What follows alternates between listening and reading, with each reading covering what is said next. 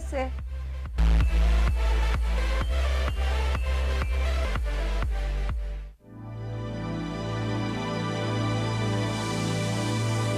CBC 16, aqui você se vê.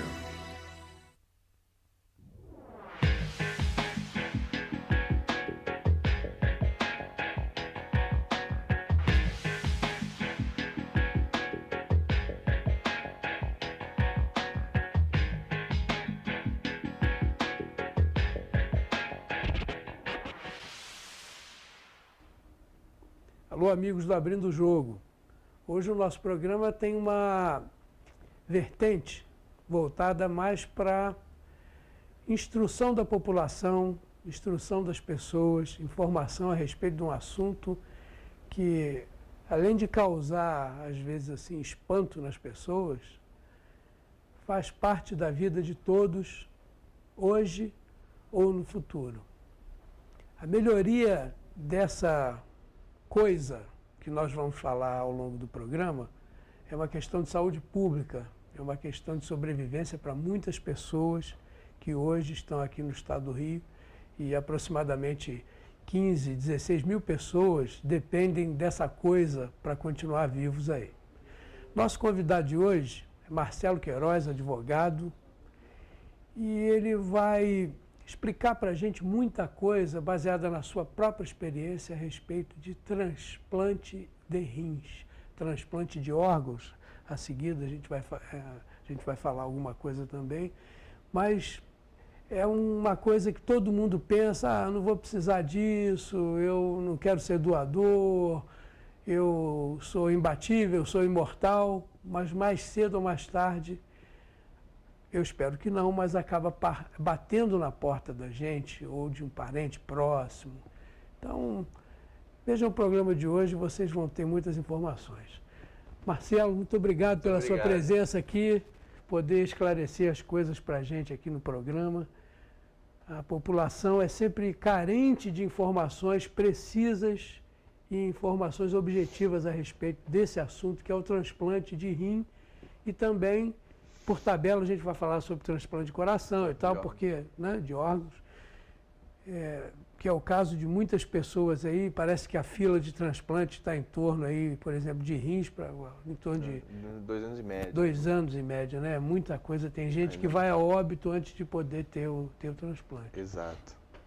Começar pela parte que te toca, né? Com certeza. Você é transplantado.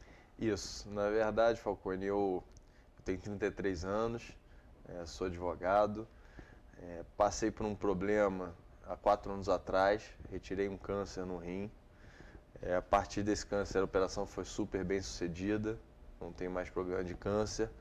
E aí começou minha briga contra a insuficiência renal. Eu passei aí uns 3, 4 anos após essa operação, fazendo os mais diversos tipos de tratamento, tomando remédio, fiz infusão de alguns medicamentos na veia, mas, óbvio, consegui melhorar e durar muito tempo sem precisar da hemodiálise, né, que é o tratamento que, geralmente, as pessoas que têm uma insuficiência já em grau maior, que foi onde eu cheguei, entram. E aí, eu passei 1 ano e meio, mais ou menos, num processo de hemodiálise. Não é um processo simples, mas também não é uma coisa que assusta. A hemodiálise hoje ainda salva muitas vidas. Em novembro do ano passado, 2017, eu transplantei.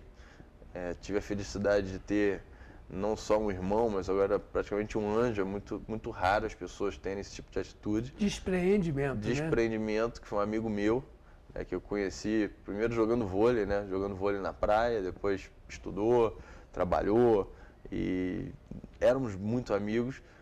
Foi quem me fez o maior gesto, talvez, de amor que exista na possibilidade entre vida de ser feito, que é exatamente a doação de um órgão. No meu caso, foi o rim. Então, transplantei, tem aí desde novembro, e eu acho que, assim, mudou radicalmente minha vida, né? Porque eu acho que você está acostumado numa vida muito certinha, onde você não dá valor às pequenas coisas. Quando você entra numa hemodiálise... Faz o que quer, na hora que quer. Na hora que quer. A hemodiálise é uma coisa que, óbvio, salva muita vida, como estou falando, é uma coisa que você tem que... Nos horários, mas tem uma uma amarração, você fica 4 horas mais ou menos, 4 horas no mínimo, né? Dia sim, dia não. No meu caso, né? Que fazia por fístula, né? Que é uma veia que você puxa para cima, né? A artéria, você joga na superfície da pele para conseguir ter um volume mais rápido e conseguir fazer em 4 horas.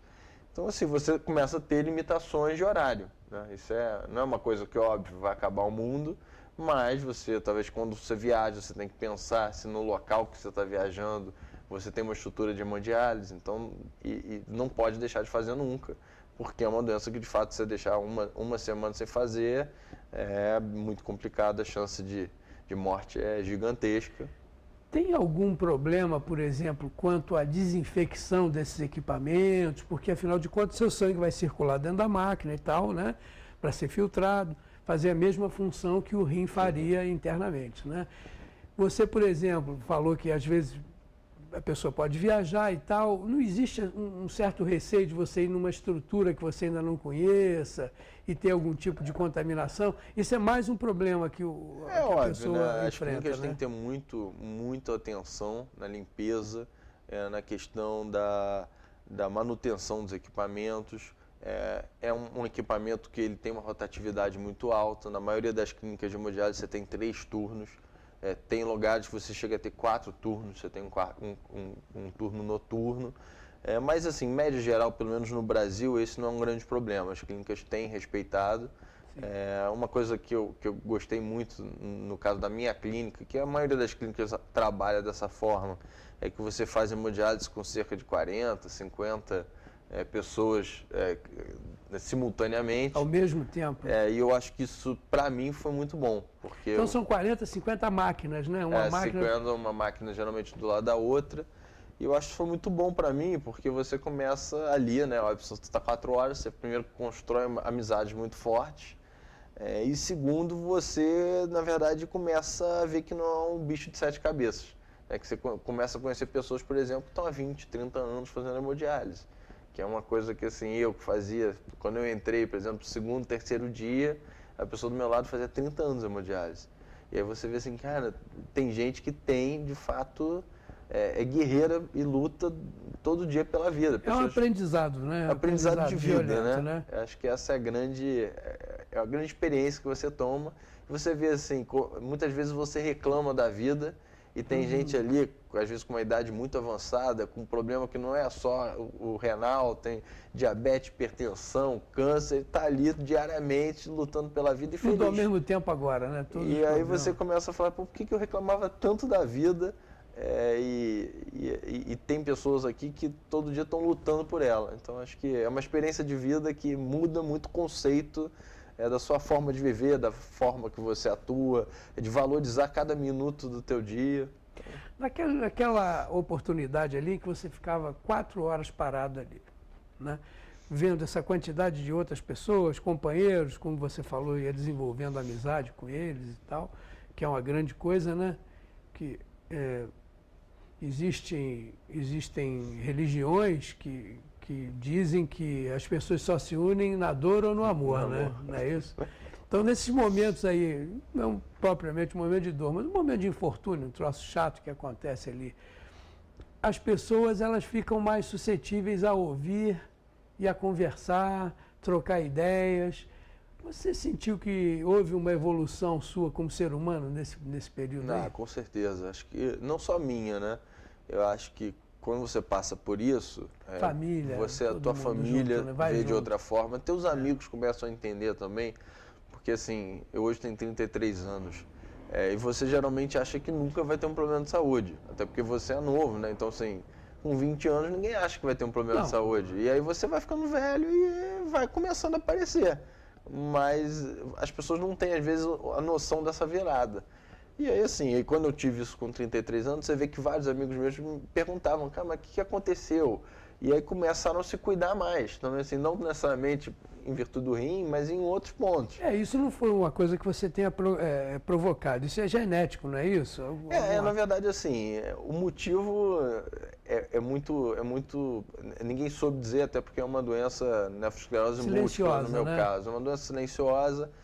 Então, assim, óbvio, eu também, uma coisa que agora eu recomendo todo mundo fazer, que eu não fazia muito, é beber água. Né?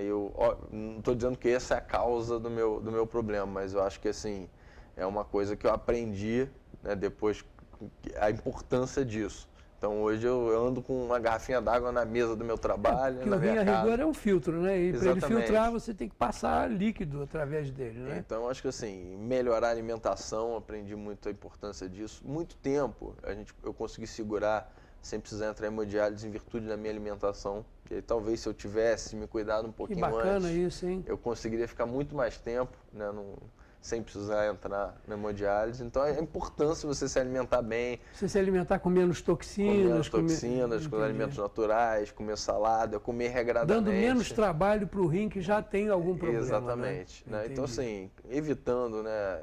E eu falo que eu tenho muito amigo, né, que participa faz esporte e tal, e aí usa, às vezes, os produtos que fazem muito mal para o rim. Então, assim, eu falo para todo mundo, você pode usar o que quiser, mas consulta seu médico antes para ver se isso não vai te causar um problema de sobrecarga de rim. Né? Então, você imagina, se eu tivesse tomado, às vezes, alguma coisa com muita proteína, né, que você tem comprimidos que são forçados a isso, hoje talvez não estivesse aqui. O cara fica bom, né? Às vezes fica forte e tal, mas, cara, será que vale a pena? Não sou contra, mas eu acho que tem que fazer tudo seguindo a orientação médica. Pesar, né? Eu acho que é até importante. Se você gosta e quer cuidar do seu corpo, é importante. Mas não esquece de consultar o médico. Veja o preço. Veja o preço. Quanto isso vai custar para o futuro. É né? isso. Eu acho curioso como um advogado se dedicou a essa área. É claro que você teve um incentivo violento, que foi cuidar da sua própria saúde e tal, mas você resolveu o seu problema e dane-se o mundo. Só que não foi bem isso que aconteceu, né? Você hoje é presidente do Instituto. Do Instituto Gato, não é isso? É isso. Na verdade, acho que quando você passa pelo problema, você quer dar... Qual foi a forma que eu acho que eu posso mais ajudar a sociedade? Pelo meu problema, evitar que outras pessoas passem, ou pelo menos passem de uma forma menos traumática do que eu passei. Entendi. E eu imagino também que eu, por ter plano de saúde e ter condições, eu fui muito bem atendido.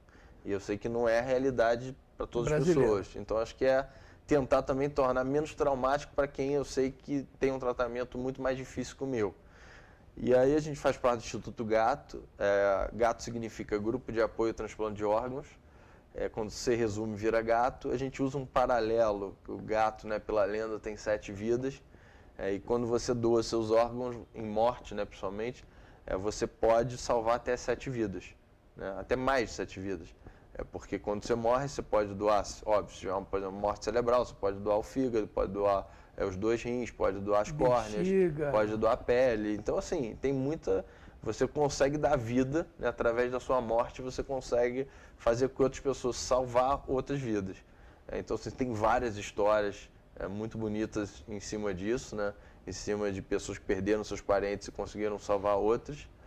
Hoje, pela fila, você não tem acesso a saber quem foi seu doador, até por uma questão ética, uma questão psicológica. Mas é um gesto que você vai saber que se você morrer, você está deixando aquilo para muita gente. E um dos grandes focos do Instituto é exatamente difundir essa cultura da doação no Brasil, principalmente no Rio de Janeiro, que a gente tem um foco ainda muito regionalizado no estado do Rio. E por quê? Porque a negativa ainda é muito alta. Né? Negativa é quando os parentes não permitem que seu filho, que seu pai doem seus órgãos. Então tem ainda muitas questões acerca disso. É uma coisa meio sem lógica, né? Porque você morreu, né? E está ali aquela massa corpórea ali que a tendência, com o passar dos minutos, ela começa a se degradar. Né? E vai virar nada.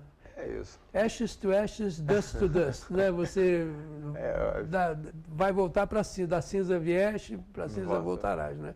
Então, se a gente puder, nesse momento, criar algum tipo de benefício para alguém, num momento de infortúnio da família, eu acho que tem alguma lógica, né?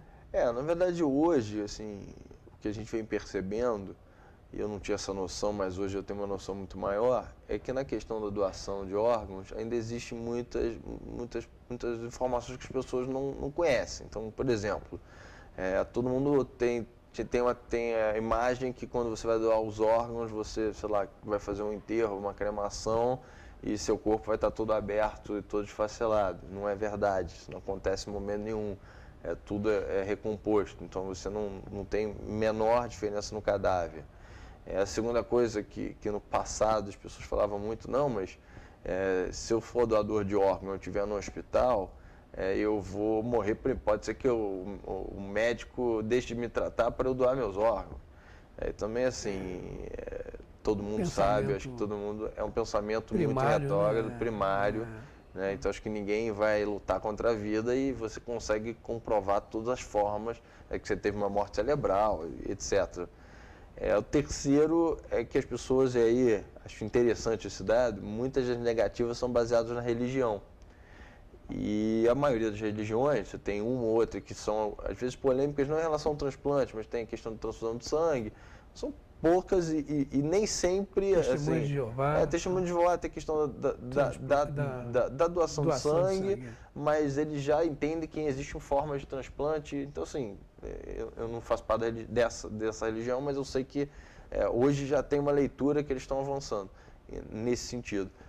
Mas, assim, quase todas as outras são favoráveis e apoiam e lutam pela doação de órgãos. Então, o que a gente vê é que tem, muitas vezes, o desconhecimento do fiel ali, ou do praticante, da religião que ele pratica, de quais são os conceitos acerca da doação.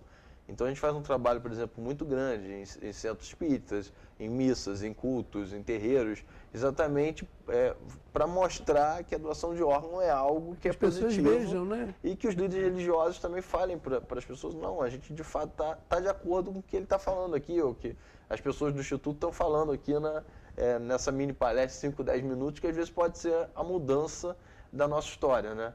Que assim, você fazendo esse trabalho de formiguinha. É óbvio que os meios de comunicação, acho que hoje aqui o que a gente está fazendo acho que é muito importante. É de suma importância, que aí você atinge um número muito maior de pessoas. Então, assim, outro movimento que a gente tem feito é em cima de artistas, de cantores, de pessoas que têm influência em massa. Formadores de opinião. Formadores de opinião. Mas eu acho que assim, a luta está sendo ganha aos pouquinhos. Eu acho que hoje a pauta da doação de órgãos voltou aí nesse último ano a moda, né? As TVs, os jornais, as novelas. Então, tem agora crescido bastante o apelo do tema. Vamos ao seu próprio caso, né? Você descobriu o problema, você chegou a um ponto em que só o transplante seria uma solução que te devolvesse a tranquilidade de poder ir e vir, sem essas amarrações de horário e tal. Você aí teve um problema que é comum a todos que vão fazer o transplante, a tal da compatibilidade. Como é que é isso? Como é que no meio de tanta gente, como é que eles determinam quem pode doar para quem? Isso é um negócio, né? Na verdade, particular. Assim, a partir do momento que eu entrei na hemodiálise, pela regra você pode se inscrever na fila de doação de órgãos. Isso foi feito no primeiro dia, eu recomendo todo mundo que tem algum problema, o próprio médico vai orientar, você se inscreva na fila. A fila, como funciona? A pessoa morre e o órgão vai para os primeiros lugares da fila mais compatíveis. A fila é por compatibilidade e, Entendi. Obviamente, respeitando a ordem, mas por compatibilidade. E em casos, por exemplo, de crianças e tal, a prioridade é de quem tem mais tempo, né, que pode, de certa forma, viver mais. Esses são os requisitos. Os requisitos, né? Principalmente compatibilidade, né? A pessoa morre, já faz o teste, você quando está na fila já fez um teste também de sangue para ver sua compatibilidade, e aí você cruza isso no banco. Essa compatibilidade o que é? São enzimas? Então, você tinha perguntado assim, a compatibilidade, o primeiro teste, o principal é sangue. Tipo sanguíneo. Tipo sanguíneo. Segundo, é a questão do doador não ter nenhum tipo, por exemplo, doenças transmissíveis, DSTs, não ter nenhum, por exemplo, meu pai já operou ponte safena, então não era recomendado a fazer. Tem a questão da idade, né? Não é recomendado quando a pessoa tem mais de 80. No caso da minha namorada, queria me doar, mas ela tem 22, também menos de 22, menos de 25 não é tão recomendado, porque a pessoa pode desenvolver, é uma fase que a pessoa ainda está em crescimento. Em crescimento, pode desenvolver ou não algumas doenças, não consegue monitorar. Mas, assim, no rim, eu sei que o fígado é um pouco mais complexo, eu não entendo tanto de fígado. Tem outros participantes do Instituto que são especialistas nisso, mas na questão do rim, principalmente o tipo sanguíneo, se isso não tiver o mesmo tipo sanguíneo... Nem se começa a pensar. Nem se começa a pensar. Segundo, é ver se a pessoa não tem tipo de doença, e depois você faz um exame aí sim para ver a compatibilidade. Essa compatibilidade, geralmente, quando o sangue, ela tem a tendência de existir, mas ela pode existir em vários graus. Isso vai definir quantos remédios imunossupressores você vai tomar depois do transplante. Para evitar a rejeição. Então, assim, quanto menos compatível, não é tão indicado, porque você vai ter que tomar muito mais remédio. Para o resto da vida? Para o resto da vida, né? Eu tomo um imunossupressor, que é uma forma de o teu corpo não rejeitar o órgão estranho a ele. Então, é que eu falo, não sou médico, não... Você cega tuas defesas, as né? Suas defesas. Esse corpo, entre aspas, estranho, né? Estranho. Então, eu acho assim, no meu caso, na fila eu me inscrevi, estava na espera. Na minha família, eu tentei de todas as formas. Meu pai tem 86 anos e já tinha passado, está muito bem, maravilhoso, você olha para ele, não dá nem 70, mas ele passou por ponte safena, operação, então assim, não é o mais indicado. Minha mãe fez todos os procedimentos para doação e aí descobriu um câncer de pulmão nos procedimentos que fez. Então, assim, de certa forma, sorte e azar, né? Acho que de certa forma também foi muito bom, porque ela podia não ter descoberto. Conseguiu se tratar. Eu não tenho irmãos e minhas duas primas não foram compatíveis, porque sangue, as duas, no caso, foi direto, sangue, não, né, meu tipo A positivo, delas era B, então... E A positivo também é um problema, né? A positivo é um sangue que não é assim um O positivo, que é um doador universal, né? Então, acho que é o O positivo que é o universal. Se não me engano, não. E aí, assim, aí o que aconteceu? Eu comecei na hemodiálise e aí eu comentava, né, com os meus amigos, mas assim, nunca tive coragem de falar assim, não, tem possibilidade de me doar um órgão? Porque eu acho pessoas que é uma coisa... te tratavam assim de uma maneira assim, mais especial, tomavam cuidado? Acho que não né? tanto, assim, eu mudei alguns hábitos, né, que, por exemplo, quando você faz hemodiálise, você faz uma veia que fica dentro do corpo, mais superficial, que é a fístula. E aí, na verdade, por exemplo, eu jogava vôlei. Fui federado, quando era garoto, participava de torneio, era viciado no esporte. E aí, assim, quando eu fiz a veia, eu não podia mais dar, sei lá, manchete, porque a bola batia e aí pode estragar. Então, assim, começou por aí, meus amigos do vôlei, e parei de jogar vôlei. Então, isso já causou uma certa estranheza. E aí, com isso, as pessoas iam perguntando. E eu também não falava nada, até porque eu não acho correto, né? Você ficar pedindo, até porque você fala. E aí tiveram dois amigos meus que se ofereceram, né? Um deles foi meu doador, foi o Roberto, e que de fato assim, salvou a minha vida. Tem que ter coragem, né, para fazer um negócio desse. Tem que ter muita coragem, e assim, eu sempre pensava nisso. É óbvio que quando você faz uma doação que não é familiar, você primeiro tem todo um procedimento jurídico para isso. Porque exatamente para você provar que não está existindo compra e venda de órgãos. Né? Isso é crime, né? Isso é crime, e esse é o crime, não só crime na lei, mas um crime ético violento. Mas você ainda tem países que existe a compra e venda normal, então é uma coisa muito... mas acho que assim, primeiro é isso, né? Então, mas assim, é fácil você provar, e eu acho que assim, um dos grandes problemas também, mas não só da questão do transplante, mas da lei brasileira como um todo, sendo advogado, é que às vezes no Brasil, a gente, para vetar algum tipo de mecanismo, a gente dificulta muito e burocratiza muito o processo. Então, isso acontece, por exemplo, em licitação de poder público. Você, para pressupondo que vai ter corrupção, você começa a amarrar a lei... 8666, de 94. E aí você começa, por exemplo, a tirar do jogo algumas pessoas que poderiam ter vontade de fazer aquilo, e aí pelo número de burocracia que você faz, a pessoa fica fora do processo. No transplante, de certa forma, eu comparo, é igual. Entendi. Porque você acaba burocratizou demais, assim, isso é no meu ponto de vista, eu não sou médico, eu não sei nem se os médicos concordam, mas assim, eu Como advogado? como advogado eu vivenciei isso, um pouco do que a gente faz na ONG. Você acha que assusta um pouco o doador, dificulta? Eu acho que sim. Primeiro você tem que pensar o seguinte, você vai ter que entrar com um processo na justiça, você e o doador, provar que você tem uma relação familiar, para isso você vai precisar de um advogado, você vai precisar que o doador vá lá na justiça para ser entrevistado, né? Ter um contato. Declarar essa vontade. Declarar essa vontade. E aí isso vai tornando assim, eu fico pensando funil, assim, né? Já estou doando, ainda tem que entrar com o processo no meu nome, ainda tem que ir lá falar com o juiz, aí passo pelo psicólogo, aí começa assim. Graças a Deus, mas eu imagino que deve ter muita gente que quando você começa a dar muita coisa, começa a ficar complicado. E outro, que aí é um pouco do que a gente faz gratuitamente pelo Instituto, é prestar essa assessoria gratuita, né, que é uma forma que eu, pelo menos, pude ajudar, e tem outros transplantados, pessoas que perderam familiares, também têm ajudado.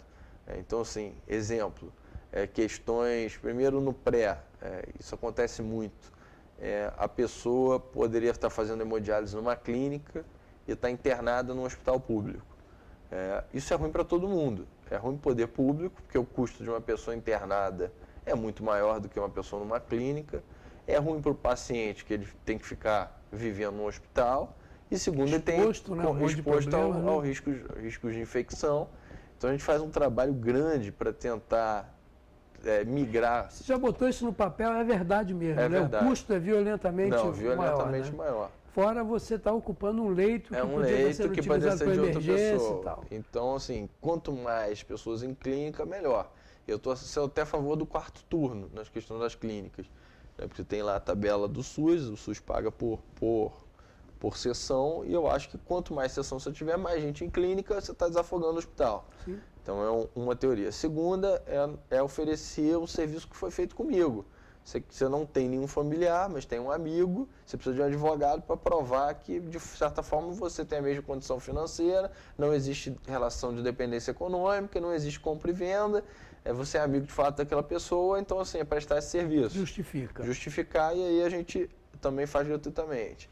E tem a questão do pós, que óbvio, melhorou muito, assim, não posso reclamar, o Rio de Janeiro deu um salto na questão de transplante, é referência hoje no país, mas a gente tem que sempre ficar ali monitorando principalmente a questão dos remédios, né? Porque qualquer transplantado toma um remédio pro resto da vida.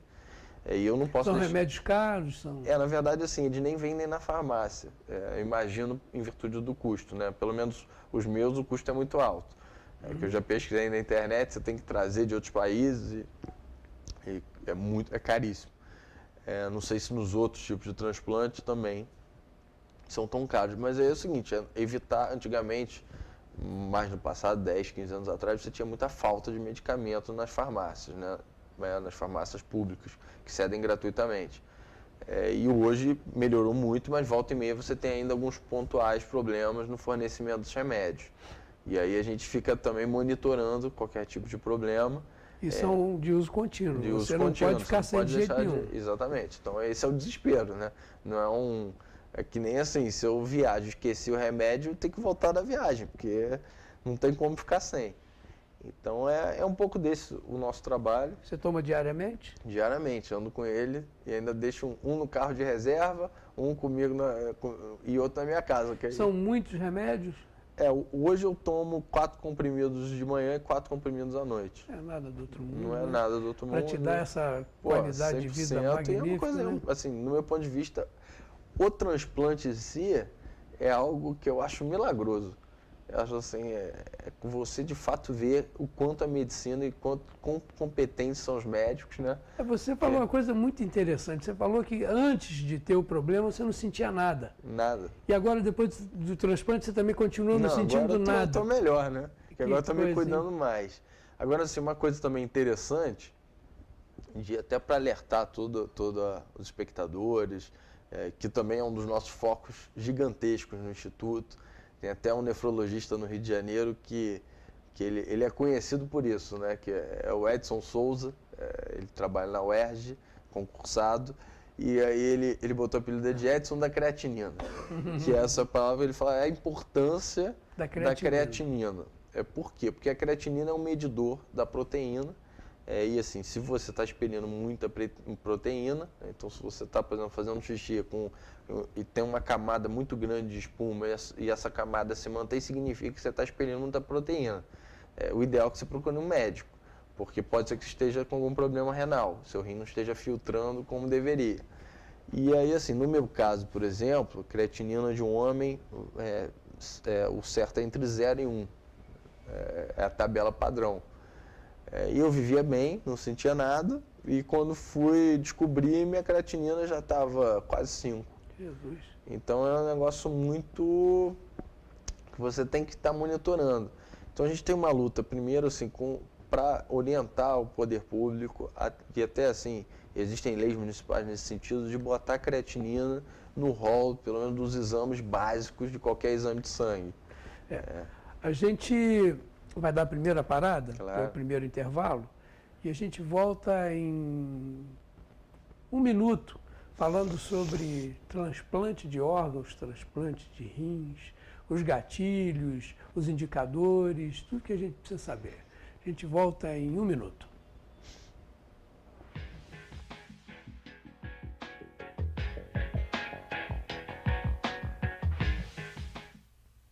Carlinhos Plásticos, há 53 anos, forte dos plásticos em geral. Aqui você encontra passadeiras, capachos em vinil e muitas miudezas para sua casa. Eu vou te mostrar.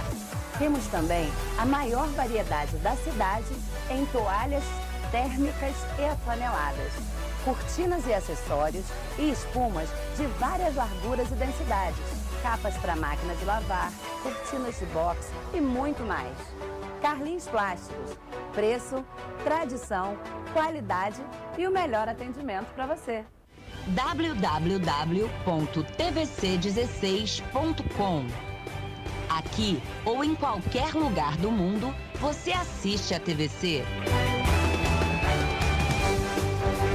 Visite, anuncie. TVC 16. Aqui você também se vê. www.tvc16.com.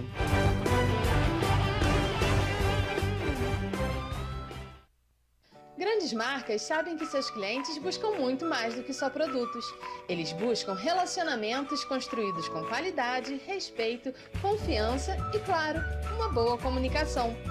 A Nossa Comunicação produz conteúdo multimídia e busca sempre novas ferramentas para aprimorar estratégias e atingir resultados consistentes. Para saber mais, acesse www.nossacom.com. Nossa Comunicação, confiança, respeito e qualidade.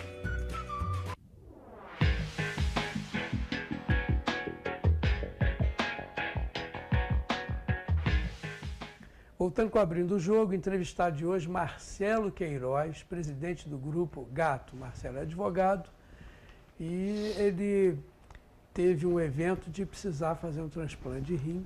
Daí isso aí virou não uma paixão, mas virou para a realidade do Marcelo uma coisa fundamental e ele mergulhou de cabeça e hoje sabe tudo, pelo menos de transplante de rim, ele é o cara. Marcelo, vamos voltar para coisas que eu gostaria de saber, como o nosso telespectador também gostaria de saber.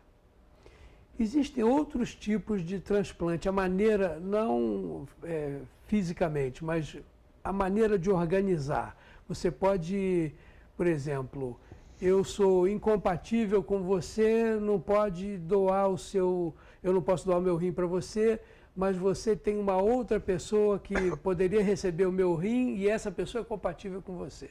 Isso é um tipo de uma ciranda, né? Um circuito fechado. Como é que funciona a doação pareada? Na verdade, assim, a doação pareada hoje não é permitida no Brasil. Sim. É uma das grandes lutas do nosso instituto. Eles acham que configura o quê?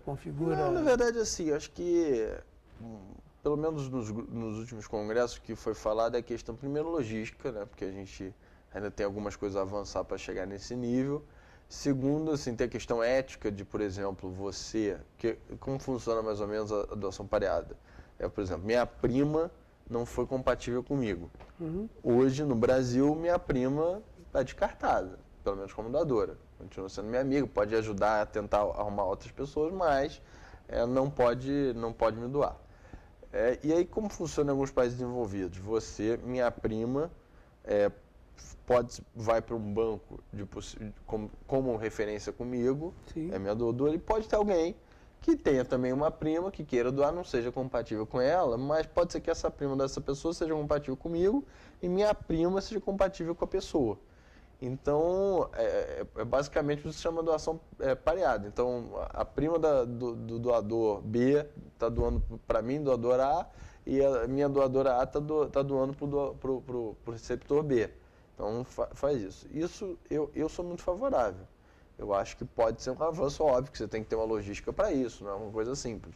Mas você eu gosto de citar isso porque assim, a pessoa que inventou não só o sistema pareado, mas o sistema, principalmente a logística disso, ganhou o Prêmio Nobel de Economia, que eu achei uma coisa interessante, né? Porque são áreas que você acha que não tem muito a ver, né? A ver, e aí ele escreveu sobre isso, né? Usou uma tese até naquela questão de teoria dos jogos, né? Na economia.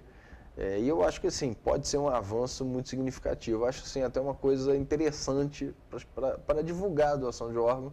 Eu sempre uso isso como uma das coisas positivas. Então, acho que assim, é óbvio que isso exige a mudança da lei, e é uma coisa que eu acho muito importante. A segunda coisa que eu acho também assim, é que ela é bem polêmica, isso assim, nem o Instituto em si tem como bandeira, mas eu pessoalmente, eu acho que a gente podia mudar, porque é o seguinte, hoje pela lei brasileira, quem decide sobre a questão do transplante são os familiares. Então, assim, por exemplo, morri amanhã, quem vai decidir é minha mãe ou meu pai, se eu tivesse filho, meu filho. Apesar de você ter deixado explicitamente Apesar seu desejo eu acho que esse é o ponto.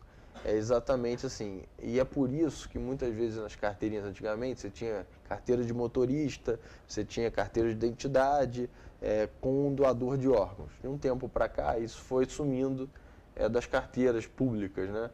E eu acho que um dos motivos, eu não sei, mas eu imagino que seja, foi exatamente porque a pessoa tinha uma carteirinha de doador e quem decidia era a família. Então hoje, se você for ver... Perdeu a finalidade prática, né? Prática. Se você for ver hoje todas as campanhas de doação de órgão, até os cadastros nacionais, você cadastra e geralmente vem uma mensagem, ou vem no topo, ou vem no verso da carteirinha, é o seguinte, avise os seus familiares. Então assim, pela lei hoje, o que eu recomendo a todo mundo que queira doar órgão, manifeste a sua vontade para todos os seus familiares. É o mais importante que tudo. Mais do que botar em rede social, mais do que ter carteirinha. Principalmente para aqueles mais novos, né? Que devem viver mais, né? Exatamente. Então, assim, fale para o seu filho, para o seu pai. Mas eu acho que a gente podia avançar no sentido, assim, o que eu, Marcelo Queiroz, eu sei que isso nem é o consenso, defendo. Que de fato vai à vontade da pessoa. Até porque assim, eu como advogado acho que assim, é meu, pô. Exatamente, você tem que ter. Inclusive, se você não quiser doar, eu acho que é super justo a pessoa também não querer doar. Não é o que eu defendo, mas é a vontade da pessoa. E aí, assim, a família só entra caso a pessoa não tenha manifestado nenhum tipo de vontade. Entendi. Então, o segundo ponto. Tem outros também, assim, que no Brasil a gente não faz, é cada vez mais polêmico. Por exemplo, você tem alguns países que você tem a possibilidade, por exemplo, eu recebi a doação de um amigo meu, que não é meu familiar. Hoje no Brasil você só permite esse tipo de doação mediante autorização judicial e para pessoas amigas. Você tem países que você tem filas de pessoas que querem doar em vida para alguém. Mas o que leva uma pessoa, sem conhecer a outra, a querer doar em vida, assim? Todo mundo pergunta sobre mim, mas isso é impossível. Aí, assim, não é impossível porque existem outros lugares. Eu acho que, assim, primeiro tem muita gente que tem alguma experiência de vida. Então, exemplo, perdeu um filho com um acidente de carro. Então, tem muita história assim. A pessoa fez alguma coisa errada no passado, sei lá, foi preso e está desgostoso da vida, é uma forma dela fazer um gesto de amor. Ou a pessoa muito religiosa e quer, de fato, ajudar o outro fazendo um gesto concreto. E não necessariamente precisa ser para um amigo, pode ser para alguém da fila, e não necessariamente conhecido. Então, isso é óbvio. Voltamos ao problema inicial. Qual o problema disso? Compra e venda. não ter uma compra e venda mascarada nessa possível doação. Mas eu acho que é uma coisa que você também não pode... Aí eu volto lá no conceito das leis burocráticas. Você não pode também impedir um avanço pensando só no problema. Você tem que solucionar o problema, mas também você tem que dar vazão às coisas. Então, outra coisa que eu acho que a gente podia, não implementar agora, mas pelo menos voltar à discussão acerca do assunto. Eu acho importante. A sociedade está discutindo esses temas, que é uma coisa que eu acho interessante. Na questão da doação, da carteirinha, eu acho muito positivo. Uma coisa que foi feita até, se não me engano, foi na Inglaterra, no próprio Estados Unidos, que eu achei muito interessante, tenho lutado por isso, é o seguinte: eles fizeram um cadastro cruzado com as redes sociais. Então, assim, por exemplo, Facebook, Instagram, todas as redes. No próprio Facebook você tem uma opção de botar que você é doador de órgão. Assim como você bota lá relacionamento sério, assim como você bota moram em Petrópolis. Característica. Você pode botar lá saúde, sou doador de órgão. E aí, assim, o que eles fizeram, se eu não me engano, foi no Donate Life, nos Estados Unidos. Você tem o Facebook lá americano, você bota quero ser doador de órgão. Na hora que você bota isso no Facebook, você já cai num cadastro que é vinculado a Donate Life. Você linka esse cadastro. Então, assim, se você manifestou a tua opinião pelo Facebook, primeiro você já vai aparecer na sua linha do tempo. E o segundo, isso já vai direto para o instituto, né, oficial, que seria o Programa Estadual de Transplante, o Ministério da Saúde, oficial que você já é um doador. Uhum. Então, acho que isso tem um efeito. Fica documentado ali, né? Que é uma coisa que você não precisa de uma burocracia muito grande, você não tem custo de papel. E outra, você com as redes sociais, né, assim, a TV aqui, acho que é prova disso, está em todo mundo, né, com um clique você consegue acessar, impressionante. Então, eu acho que é uma forma muito barata e muito eficiente de a pessoa manifestar vontade, ao manifestar vontade, ela está divulgando para todos os seus seguidores ali naquela rede social que ela é doadora de órgão. E até eu mandei outro dia uma carta para o Facebook falando, eu acho inclusive muito positivo para o Facebook, que tem às vezes sofrido essas críticas, né, de vazamento de dados, exatamente reverter a imagem, de estar fazendo uma coisa... Utilizar uma coisa que tem uma benemerência, né? Um instrumento para talvez fazer uma ação gigantesca. Então, assim, são coisas diferentes, mas que eu acho que se a gente focar, e é um pouco isso que eu tento brigar, eu falo assim, eu não sou médico, então eu não posso... assim, o ideal para mim, se eu pudesse voltar num tempo depois de transplantar, faz uma faculdade. Eu tenho um problema que eu também não sou muito fã de sangue, então eu acho que para médico eu não seria o melhor médico do mundo, mas eu acho que assim, não sendo médico, que eu posso tentar ajudar, contribuir para a sociedade, que eu acho que tem muitas pessoas que entram no Instituto... a parte legal, né? Exatamente, claro. A parte administrativa legal da coisa. Agora, será que não seria também um avanço para essas pessoas que mostram o seu desejo de ser doadoras, que houvesse uma maneira, você é doador, ok, faz o examezinho de sangue aqui, já deixa atrelado àquela sua vontade, já um monte de compatibilidades, a parte de proteínas, que devem ser feitos alguns exames, né? Além do tipo sanguíneo, não é para carimbar o cara, você é o número 24302, é compatível, não é isso. É para já facilitar, porque uma das grandes coisas que poderia ser feita na questão do transplante é diminuir o tempo entre a extração do órgão e o transplante, que parece que tem um... na verdade hoje, assim, você tem quanto mais, assim, também voltando a falar, não sou médico, mas assim, a teoria é, quanto mais rápido você fizer a saída do corpo de uma pessoa para a entrada na pessoa transplantada, maior o sucesso da operação. E é por isso que a operação entre vivos, no meu caso foi um exemplo, é muito eficiente, porque você tira em questão de minutos. Pouquíssimo, né? É um negócio assim, você nem imagina, né? Eu não estava lá acordado, né? Mas é um negócio muito rápido. A operação demora em si, mas a retirada do órgão e a mudança do corpo é em minutos. E assim, quando a pessoa morre, quanto mais rápido você fizer esse transplante, melhor. Então, assim, uma coisa que, óbvio, eu volto a falar, o Programa Estadual de Transplante hoje é referência no Brasil, tem todos os prêmios do mundo, mas eu acho que assim, a gente pode, talvez, tentar ajudá-los na questão logística. Então, exemplo, hoje... o carro do PET não tem poder de polícia, então não tem sirene, não tem... Então, assim, você imagina, pegou um garrafamento horroroso no Rio de Janeiro. Hospital e vai pela Avenida Brasil para vir aqui para Petrópolis.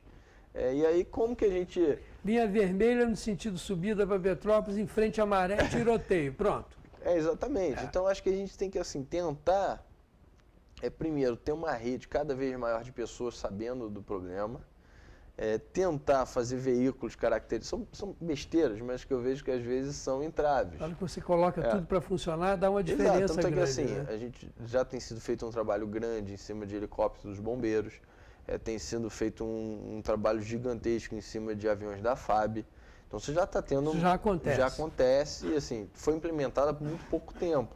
Talvez até fruto, não só da minha briga, como você tem outras instituições, até médicas, muito mais fortes que a nossa, a Associação Brasileira de Transplante de Órgãos, a Sociedade Brasileira de Nefrologia, são todos compostos por médicos, então, assim, tem uma força muito grande. Mas eu acho que a gente conseguiu ajudar muito nessa questão burocrática da coisa. Então, acho que cada vez mais avançar é o máximo. Você ter o máximo, uma coisa que, assim, eu escuto muito de alguns médicos de hospital particular, é que, geralmente, é uma coisa, assim, engraçada pelo seguinte: o hospital particular não quer ser um grande centro de doação de órgão, porque isso significa que está morrendo muita gente no hospital. E vai para as estatísticas. Aí eu até inverto, porque nos Estados Unidos, nesse caso, é o inverso também. Os Estados Unidos, nesse ponto, erra, porque eles são baseados muito em números, né, muito em medidores. Então, não sei se ainda acontece, mas lá atrás eu lembrava que, assim, quando o cara está muito mal, às vezes o hospital nem aceita. Porque se ele morrer naquele hospital, vai mudar o indicador do hospital. Dele. Então, assim, você tem que ter os indicadores, mas tem que saber filtrar os indicadores, senão... Então, assim, num hospital particular, acho que é um trabalho de conscientização da própria população. Que você ser um hospital referência em doação de órgãos não significa você ser um hospital não eficiente. Na verdade, assim... Não, muito pelo contrário. Pelo contrário, você está salvando vidas e se você a pessoa morreu ali, mas, cara, morreu, mas foi cuidado até o último minuto de vida. Acho que é um pouco isso. E acho que essa propaganda ainda a gente tem que tentar mudar a cabeça das pessoas. Tem que fazer um trabalho específico com os donos de hospitais particulares, para também os hospitais passarem a ser celeiros de doação de órgão, que hoje é muito pouco, né? O número de hospitais particulares que fazem esse tipo de trabalho. Outro, você exige, óbvio, médico, você tem que ter mais curso de medicina, eu acho, principalmente na questão da nefrologia, que você coisa muito específica, é muito né? específica, você não tem tantos médicos nefrologistas. Um médico tem que gostar muito de fazer transplante, e é o seguinte, porque ele tem que estar 24 horas à disposição. A pessoa morre 2 horas da manhã e você tem que sair de carro, às vezes, da tua casa até lá rapidinho. Outro que é um problema que não é da medicina, mas que a gente puder melhorar como um todo, não só na questão pessoal, muito bom, é a segurança. Que, obviamente, você imagina, morreu 2 horas da manhã num lugar que é dominado, sei lá, por alguma força paralela de poder, que tem...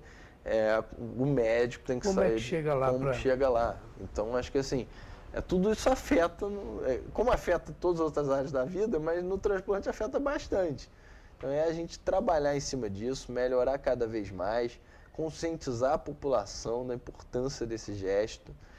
Eu acho que a gente tem feito um trabalho, tem muita dúvida em cima disso. Voltando na questão da creatinina, a gente conseguir fazer mais exames de creatinina, obrigar o poder público poder controlar isso, a poder controlar isso. Frequência. Uma recomendação que eu faço, e a gente tem feito muita palestra, a gente tem alguns parceiros, por exemplo, que ainda o produto não entrou ainda em circulação, mas ganhou o prêmio da ONU na questão de eficiência.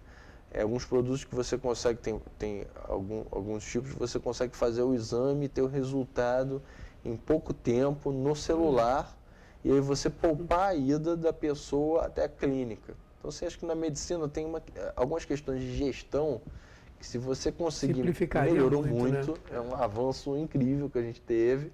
Mas, por exemplo, é uma coisa que eu sempre falo, por exemplo, é você conseguir mapear, acho que isso é um sonho ideal, né, de todo mundo, é mapear os exames no poder público, dentro de por CPF ou por uma identidade, você ter isso digitalizado. Porque, assim, uma coisa que acontece muito, exemplo, você tem um problema de glicose, aí vai numa UPA, ou num hospital municipal, ou numa clínica da família. Entendi. Então, o tempo que o médico perde para te conhecer. Porque, né, se eu vou hoje numa clínica no Rio, amanhã numa Petrópolis, depois de amanhã numa Friburgo, hoje o médico tem um retrabalho, ele parte do zero. Ele não, se a pessoa não tiver embaixo do braço o exame, que a maioria não tem, né, que nem aquela carteirinha de vacinação. Né? Então, assim, o que eu conheço de amigo meu que já perdeu a carteirinha de vacinação, aí você não sabe se tomou a vacina BCG 1, 2, se já tomou de gripe, toma de novo. Então, assim, é um risco. Acho que se a gente conseguisse agilizaria tudo, digitalizar isso. Outra, você cortar esse custo. Daí da pessoa a fazer uma coisa proativa, né, que é aquele trabalho de prevenção inicial, de você também conseguir fazer outros trabalhos médicos em casa, você está poupando muito, muito tempo. Porque às vezes você pode fazer um exame, né? Eu acho que esse é o grande benefício. Um exame ali no trabalho da pessoa, que vai poupar o deslocamento da pessoa até o hospital. Descongestiona também. Descongestiona, e aí você começar a trabalhar só nos desvios padrão, nas pessoas que estão fora do desvio padrão. Então, assim, a creatinina do cara deu 3, então esse aqui é urgente, vai para o nefrologista. O nível de 0 a 1, não é isso? Exatamente. Então você consegue ter medidores, então a gente também tem algumas parcerias nesse sentido. Pretende trazer para algumas cidades, Petrópolis está entre elas, Friburgo está entre elas, região serrana a gente pretende fazer algumas ações do Instituto em parceria com algumas empresas, exatamente para trazer essas novas ideias, né?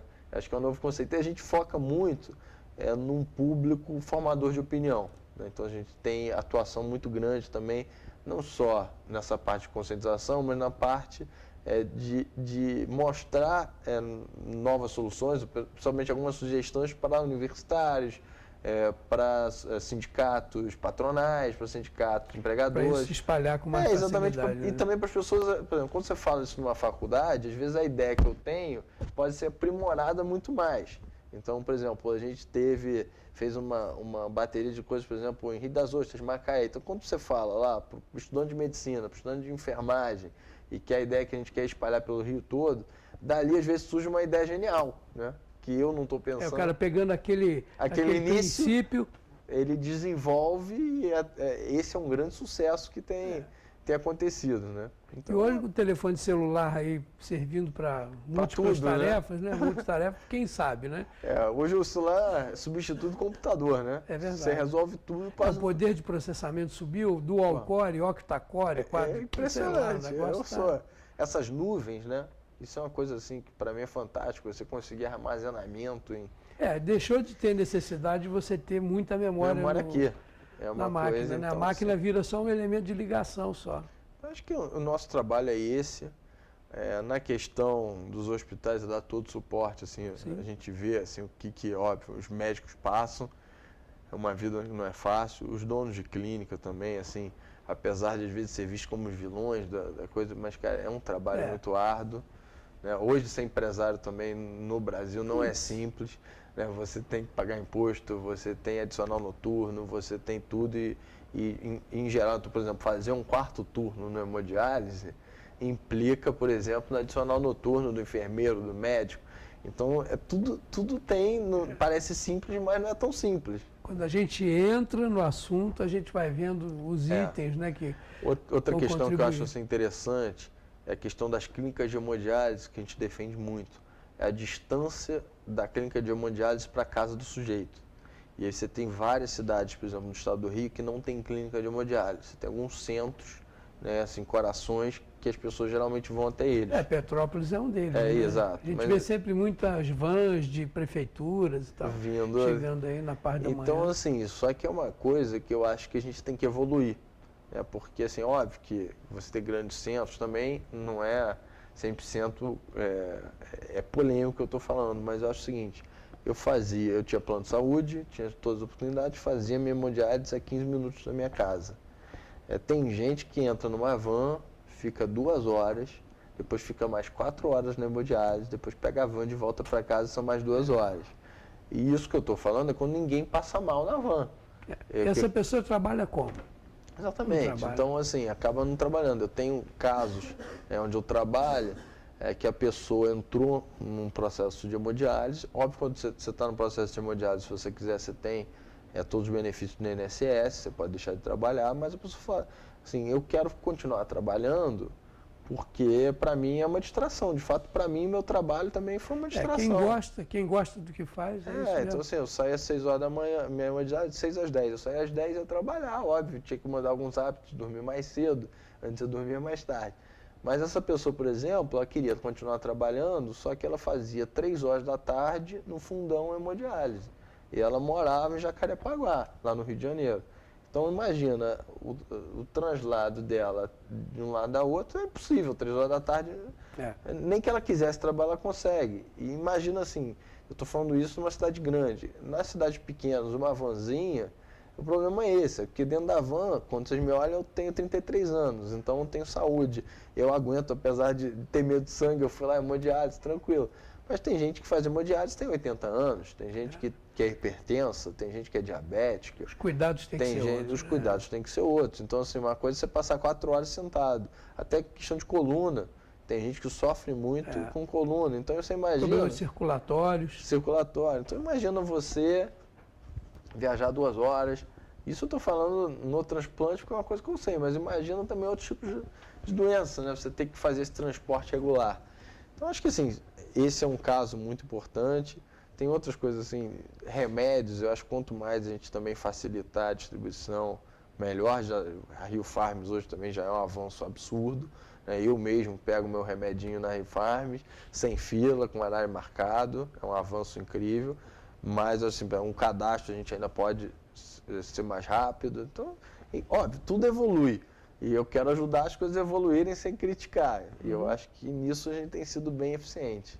Eu queria tratar agora de uma coisa que nós já falamos do transplantado, nós já falamos de todos os problemas, medicamentos, médicos e tal.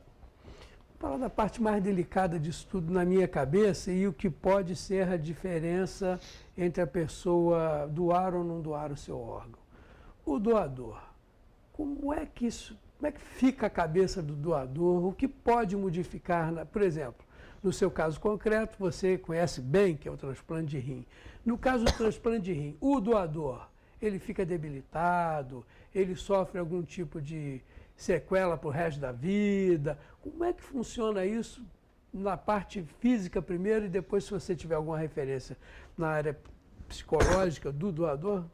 Se você puder na verdade, quando a pessoa doa, ela primeiro passa por um acompanhamento psicológico, né?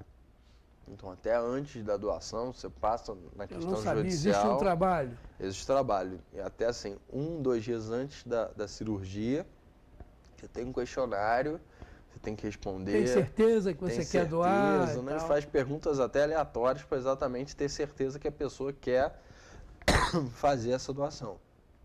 Segundo, você tem acompanhamento psicológico. Porque muita gente tem a ideia de que perdeu um órgão. Acontecia muito no passado, quando você não tinha... Eu li muito sobre isso. A pessoa parecia que entrava em depressão por sentir falta de um órgão. Uma coisa assim... Mas acontece, acho que é do corpo do ser humano, perder um órgão. Agora, assim, o principal é se cuidar. Mas não é nada... No caso do meu doador, foi incrível. Quando você passa no hospital... Deve regular a idade com você. Ele tem uns 40, né? Em torno dos 40. Mas parece mais novo do que eu, né? Então, assim, na verdade, o que acontece eu, por exemplo, para recuperação, você fica mais ou menos umas 2 semanas, 3 semanas no hospital. Depois você fica 3 meses em casa para exatamente evitar você pegar uma gripe, alguma coisa, e você está tomando uma dose muito alta de imunossupressor, você está Deve estar tomando também um monte de antibiótico. Exatamente. Então você evita contato, principalmente com multidões, né, para evitar doenças. Mas no caso do doador, eu fiquei abismado. Assim, eu estava 2 dias, se eu não me engano, né, no hospital pós-transplante.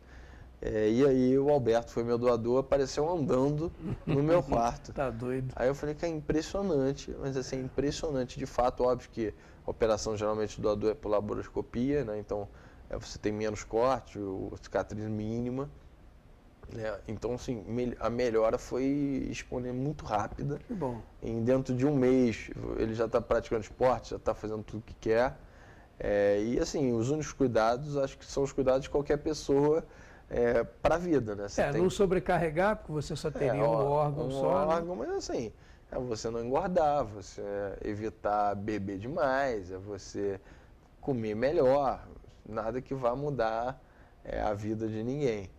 E no meu caso também, eu acho que é seguir à risca esses padrões, né? Assim, uma dificuldade que eu estou tendo é porque quando você transplanta, você toma muita cortisona, então isso dá uma fome desgraçada, então eu dei uma engordada, né? Eu ganhei uns 4 quilos, 5 quilos, e aí eu tomando puxão de orelha do médico para tentar diminuir, e é muito comum, né, a pessoa que transplanta engordar, e principalmente nesse início. Então, assim, óbvio depois volta à normalidade. Mas né? você tem que tomar cuidado para não engordar e acostumar, né? Porque você acostuma a comida, é isso. Você vai acostumando, vai comendo, daqui um pouco não perdeu o controle. Então, assim, são cuidados bem básicos, mas é uma operação que é milagrosa, né? Assim, eu volto a dizer, eu não sou médico, mas eu assisto muito congresso de transplante, e aí tem uns vídeos tradicionais que nefrologistas e cirurgiões adoram mostrar, que é quando você está transplantando, às vezes a bexiga está cheia, e aí quando você bota o rim no corpo, ele já começa a urinar naquele primeiro momento da operação. Que coisa. E aí, assim, vocês devem se comunicar ali, dizendo, me alivia aí. Ele falou, cara, isso é um caso assim milagroso. E você tem várias outras histórias assim muito bonitas que depois você vai vivendo, né? Eu vou conhecendo de pessoas que doaram para os filhos, e aí você vê a emoção disso. Um ato de amor. Um ato de amor. Né? Pessoas que receberam doação, perderam depois por algum problema, né? Que óbvio, todo mundo está suscetível a isso, teve algum problema no rim de novo, perdeu, e doaram de novo. Na época eu tinha no hospital, teve uma mulher que passou por mim, né, andando assim, aí eu falei, ela falou, tá doendo muito? Ela falou, não, tá doendo razoável. Ela falou, não, já é 3º rim que eu... Meu Deus. E tá lá, né? Eu acho isso incrível, né? E aí um foi o pai, outro foi a mãe, e a família toda, né, ajudou. E a gente faz muito isso também, né? Ajuda as famílias, que às vezes a família está ali num medo precisa de um apoio psicológico, ali naquele momento. E eu acho assim, é uma história muito bonita, né? Isso aí. Marcelo, você sabe que a nossa hora já se foi, né? Impressionante. Muito bom, impressionante. A gente quando gosta daquilo que está fazendo, né? Claro. E esse seu trabalho de conscientização e essa sua disponibilidade para presidir esse grupo de auxílio aos transplantes, né, aos transplantados, é um negócio que eu acho que é fabuloso. Isso é um ato de amor coletivo, né? Não é porque você sentiu isso na pele só também que você tem esse trabalho, né? É uma questão de cidadania, é uma questão também de amor ao próximo. Não, com certeza. Primeiro, agradecer aqui o espaço, parabenizar mais uma vez a emissora por todo esse trabalho, não só em relação à saúde, mas em relação ao esporte, em relação aos temas da cidade. E me colocar à disposição, tem um site que é www.institutogato.com. Quem quiser se voluntariar, quiser ajudar nas palestras, médicos, nefrologistas, cirurgiões, quiserem dar qualquer sugestão, quiser ajudar também, empresários que queiram dar qualquer tipo a gente não aceita doação financeira em espécie, mas algum produto que queira tentar fornecer para a gente ajudar em exame, alguma coisa, a gente está de braços abertos e a gente quer se colocar à disposição aqui da TVC para tudo que vocês precisarem, por toda a atenção que vocês tiveram conosco. Que isso, eu acho que é uma coisa muito imediata, né? Quando você sente a boa índole das pessoas e sente uma finalidade de utilidade pública, se não ajudar, igualzinho quem não gosta de samba, né? É isso mesmo. Então, quem não gosta do seu semelhante, quem não tem essa disponibilidade para tentar ajudar a vida do seu semelhante também, não está percebendo que ele está piorando a própria vida. É isso. Queria te agradecer, Marcelo Queiroz, obrigado. Muito obrigado. Vocês de casa, eu gostaria que vocês continuassem a ver as nossas reprises, entendesse como alguém pode se prontificar, doar parte do seu corpo para melhorar a vida do seu semelhante e observar as nuances do transplante, de rim, de coração, de fígado, qualquer ele que seja, e se motive para o futuro. Queiram-me bem, vejam as reprises, a gente se vê. Tchau, tchau. Ótimo.